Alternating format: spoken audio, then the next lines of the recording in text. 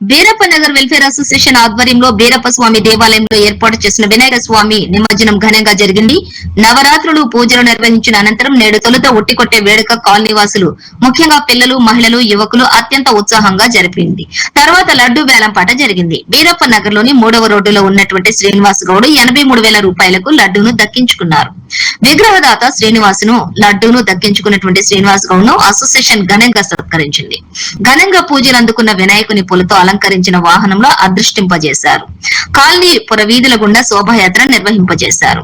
ఈ యొక్క శోభాయాత్రలో కాలనీవాసులు ముఖ్యంగా పిల్లలు, మహిళలు, యువకులు అత్యంత ఉత్సాహంగా పాల్గొన్నారు.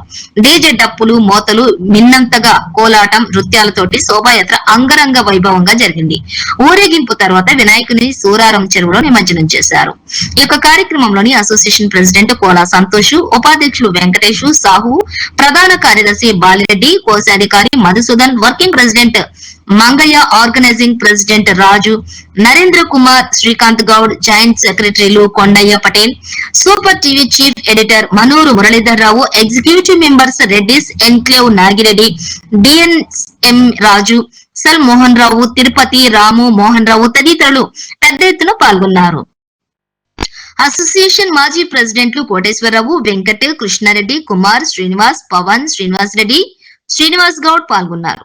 కాలనీవాసులు పెద్ద ఎత్తున మహిళలు, పిల్లలు అత్యంత ఉత్సాహంగా ఈ కార్యక్రమంలో పాల్గొన్నారు. వినాయక నవరాత్రి ఉత్సవాలు ఘనంగా జరగడానికి సహకరించిన కాలనీవాసులకు ప్రతి ఒక్కరికి పేరు పేరున అసోసియేషన్ కార్యవర్గం ధన్యవాదాలు తెలిపింది.